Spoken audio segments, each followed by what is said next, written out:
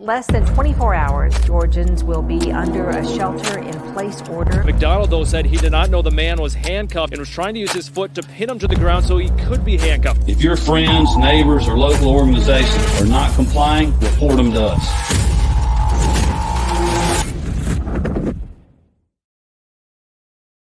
Howdy, y'all, and welcome to the Free Georgia podcast. I guess this is the standing edition. My van's a mess. I'm a little discombobulated today, so I'm standing for this one. It's ridiculous. I'm standing at literally my kitchen counter.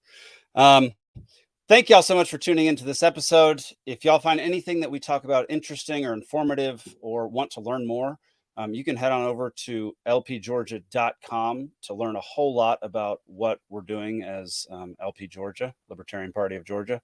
We offer things like Brushfire's speaking course, which will improve your public speaking if you want to take one of our courses. We have a 2A range day coming up at Osprey Shooting Solutions on, July 29th from 11 to 3. It's up in Rome, Georgia. I guess up if you're in Atlanta, but down for some folks, I guess.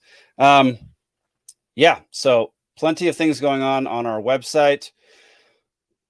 So if you need more information on what we do, that is a great place, great resource to tap into. If you want to get in contact with me about a potential story that you have or want to come on the show sometime, you can email me at podcast@lpgeorgia.com.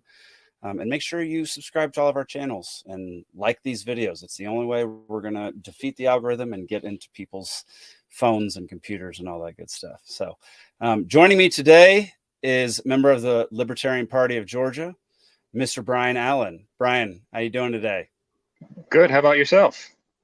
Pretty good. Pretty good. Now, what do you do for the Libertarian Party of Georgia? I am the recently appointed policy director. So basically, I study what the legislator's up to and try and find legislation that we can target and speak out against or in favor of if we find something that we like. Gotcha. I imagine the in favor of is pretty rare. Yes, usually. So here's a video of you. Can you tell us what you're doing in this video right here?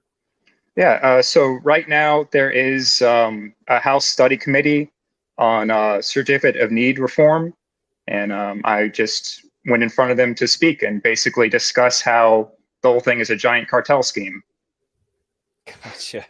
Certificate of need. Okay, so I interviewed Martin Cowan maybe almost a year ago at this point, who ran for AG of Georgia last year, and he brought up the certificate of need laws. And so we dove into that just a little bit, but can you tell people what a certificate of need law is?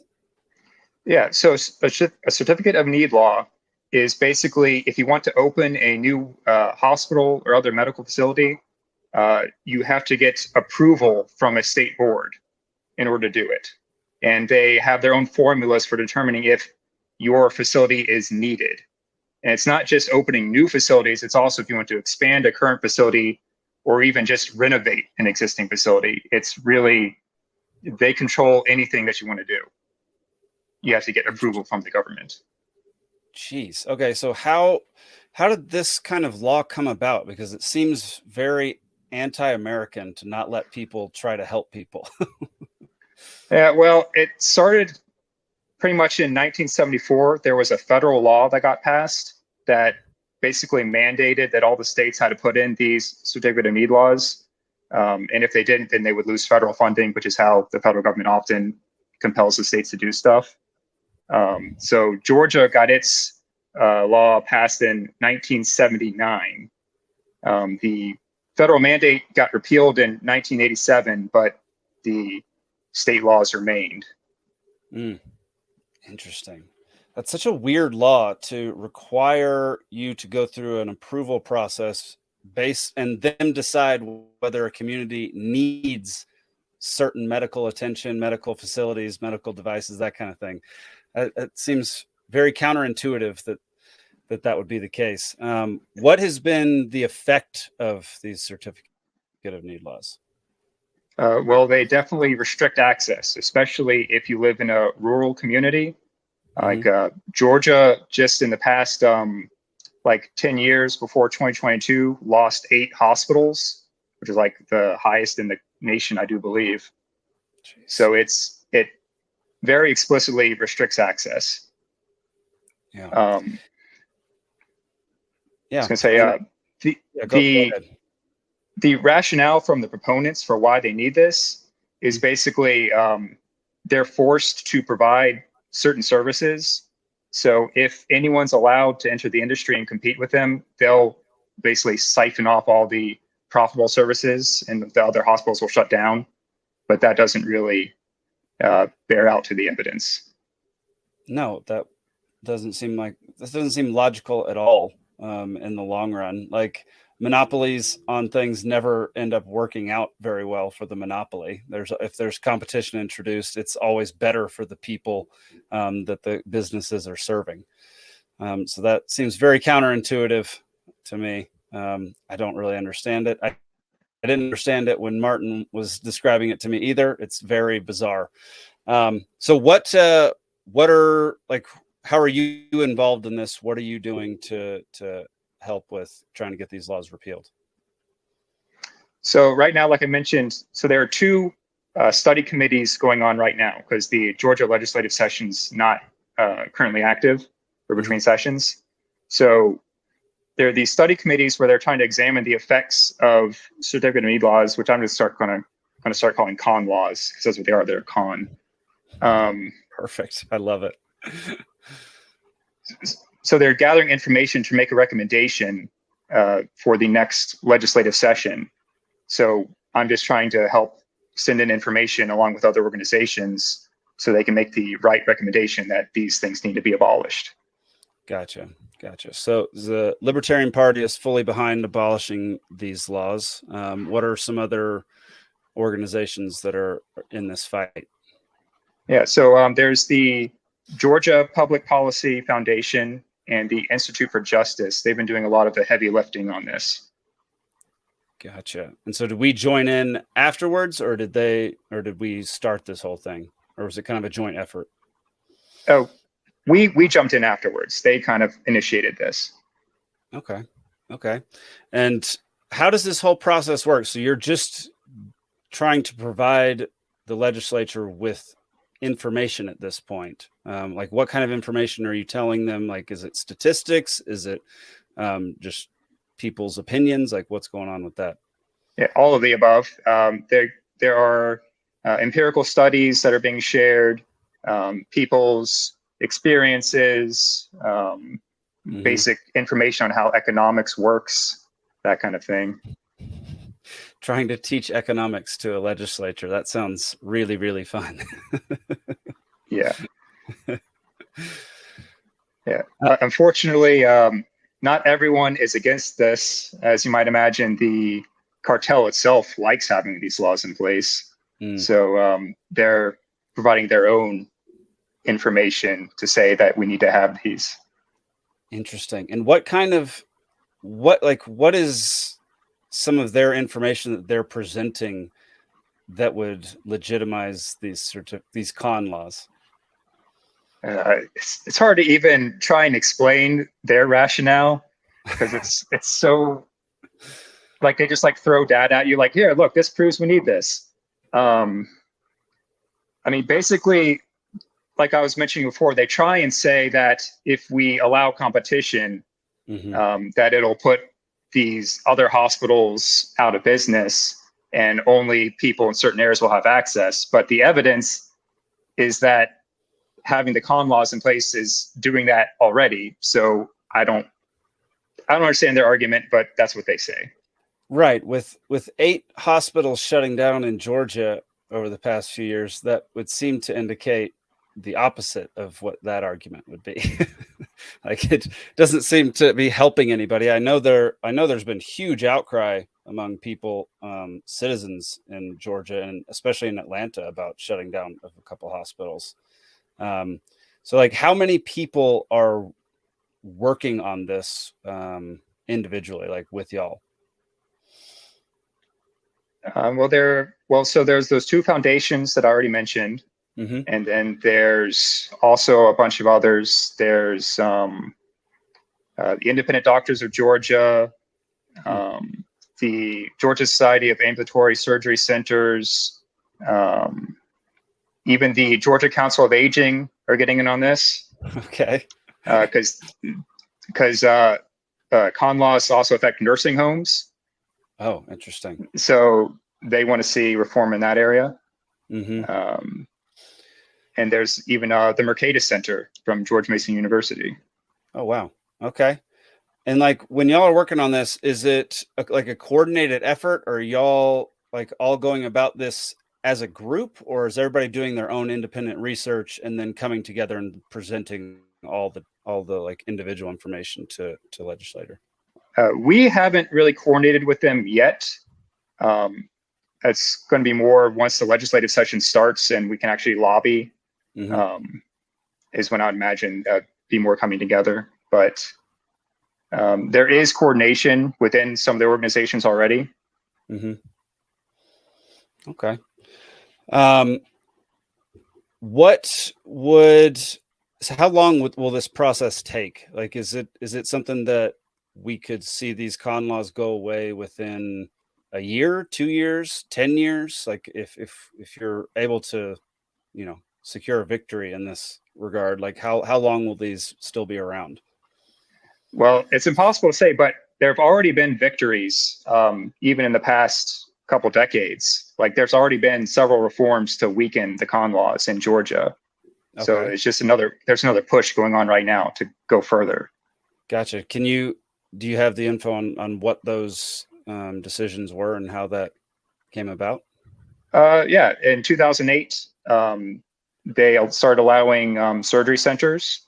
Mm-hmm. And in 2013, they started limiting the objections to hospitals to within 35 miles of the new proposed facility. Because one of the problems is that an existing competitor can file a complaint if you try and open a new facility, and that can tie you up for years in court.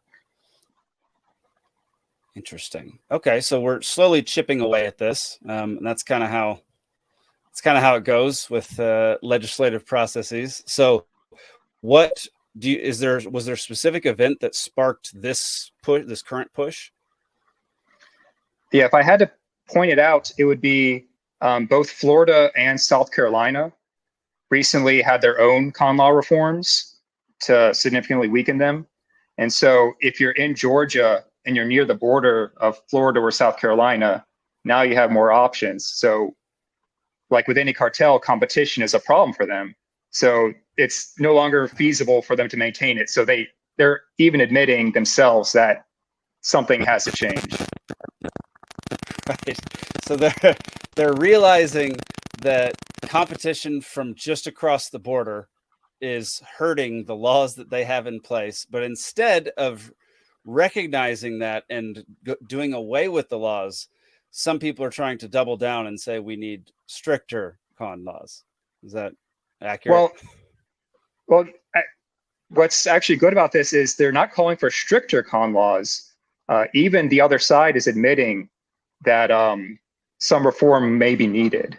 So okay. if you're thinking about it as a negotiation, our opening bid is elimination of con laws, and their opening bid is some more exceptions and reform. So I think that we're in a good position to get some real stuff done. Nice. Yeah, that does make sense. Like we're at the most you could possibly do is our opening bid.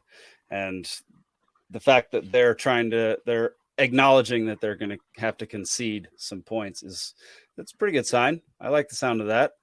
Are there any specific proposed exceptions that they would allow in this time around?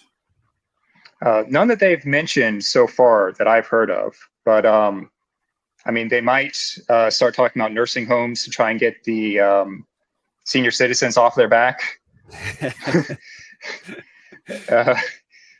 But they might do some more exceptions for surgery centers. That's another big talking point.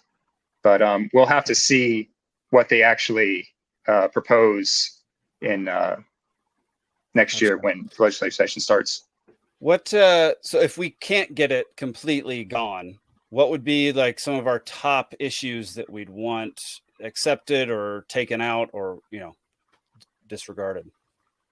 Well, as much as we possibly can get, basically, but anything that limits their ability to object to new facilities or hold up just internal operations of a facility would be good. Like I heard one story, just totally ridiculous, out in Putnam County. They just wanted to renovate a hospital, and they had to lose 10 beds to do it. What? Why? Because it's all about restricting supply. That makes no sense. They just wanted to improve their hospital, make it better, make it up to date. And in order to do that, they were required to lose 10 beds. 10, like that makes no sense. Because not only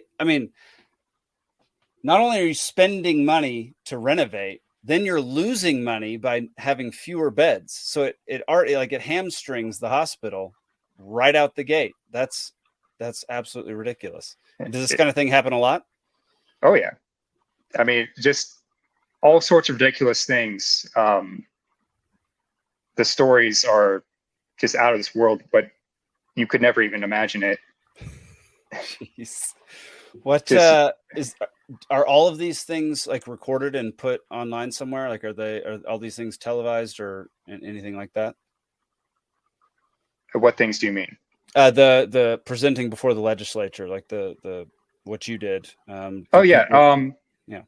They're all recorded and put online on the Georgia Senate and Georgia House websites. Okay. And they have YouTube pages too. Okay. I imagine not a lot of people go on there and watch hours and hours of Georgia legislature. So no. Yeah, no, I can't imagine that's the most scintillating TV to watch. Yeah. Yeah, like when you were there, how was it just that one topic that was discussed for the whole day, or was it a whole series of topics and certificate of need laws are just thrown into the mix? It was just that one topic. That entire committee only exists to study con laws. Okay, so it's a committee. Do we know who is on this committee? Yes, we sure do, and that's another interesting topic because once you know it, on the committee are people like the Vice President of Operations for Emory Healthcare, and an executive for Emory Healthcare is also on the board of trustees for the lobby for the industry. Goodness gracious. So it's not even what a like surprise. Yeah, it's shocking. It's shocking. Like it. So, I mean, does there even need to be discussion about that? I mean, what a conflict of interest. I mean, if they didn't need any motivation to not pass this thing, like that, it's absurd. Like somebody who works for the hospital that would have a competitor pop up somewhere nearby is able to shut down that competitor because they're on the legal committee. That's ridiculous. Do we have is there a list of names somewhere for this, or do we have that anywhere? Is it in that con report that you sent me? I have a list right here I could pop up. Yeah, let's try that. Let's put their names up there. I have no problem with that. Let's see. Yes, that's just crazy to me. Like the revolving door is never ending. I mean, this is how people end up making millions and millions of dollars and going into the fields that they once regulated. It makes absolutely no sense. This is allowed. Here we go. All right. So these are the folks involved in the House Study Committee on Certificate of Need Modernization. Which one is the one that works for Emory? Does it say on here? There we go. Yeah, it's Cheryl Cheryl Bluestein. Yeah, is on the committee, but she works for Emory. And just keep in mind, this is a committee that will determine whether or not to take away certificate of need laws, which basically limit what hospitals can be built within a certain radius of places like Emory. That's just one person on there that has a say-so in her competitor's future.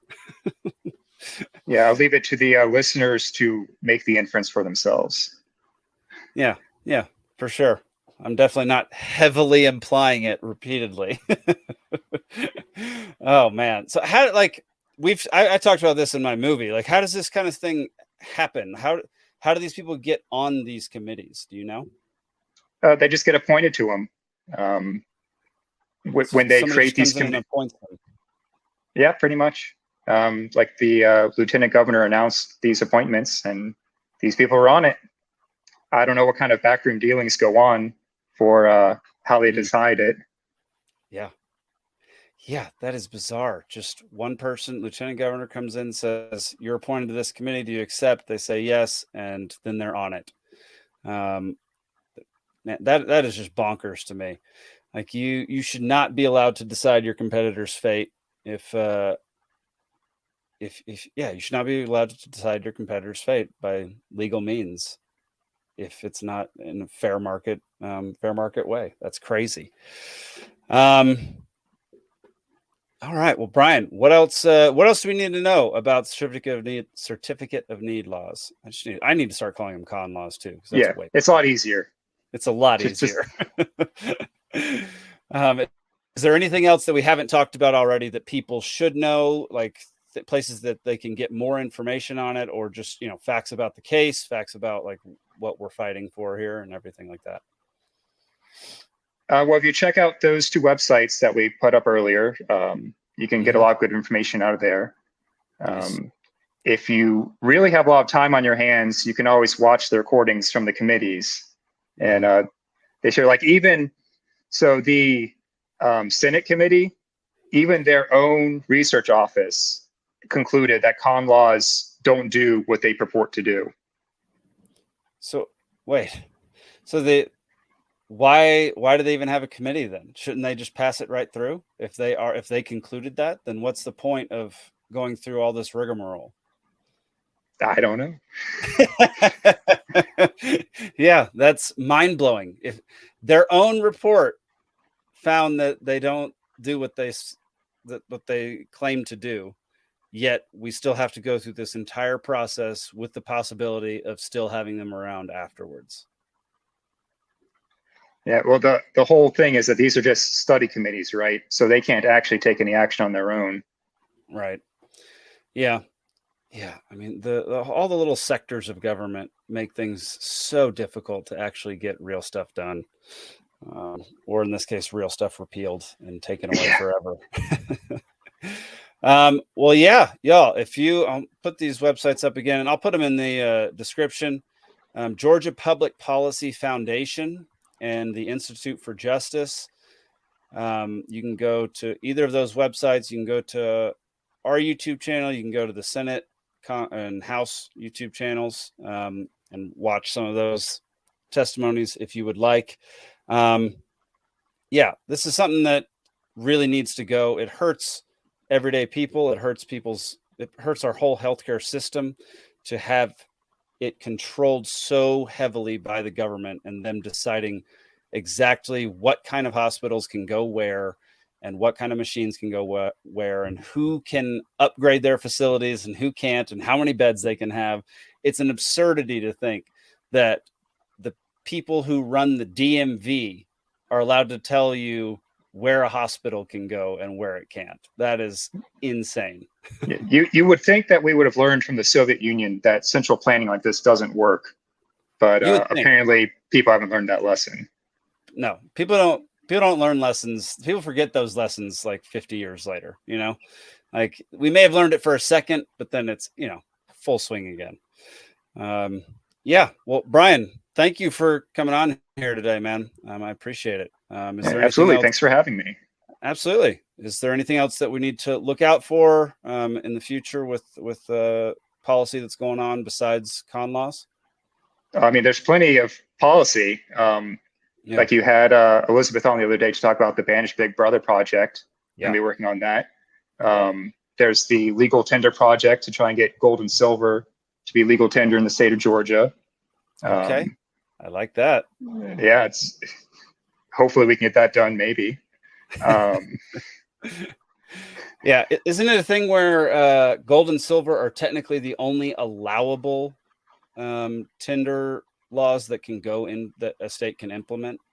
According to the U.S. Constitution, yes. Gotcha. That's the legal basis. If we label Bitcoin as orange gold, would that be allowed? Like, it's technically digital gold, you know? I'll allow it, but I don't know if my opinion counts for much. Fair enough. Well, cool. Well, we're gonna have you back on to talk about some of these other things when they pop up and become relevant and are presented before the state legislature. So, yeah, thanks so much for joining me today, Brian. I appreciate it. Yeah, thanks for having me. Absolutely. And y'all, if you want to fight these things, if you want to learn more information about them, go to those websites that we mentioned. Go to lpgeorgia.com. We've got a ton of resources on there and a lot of people very willing and very able to help answer questions and get you more involved with the fight for freedom and liberty here in Georgia.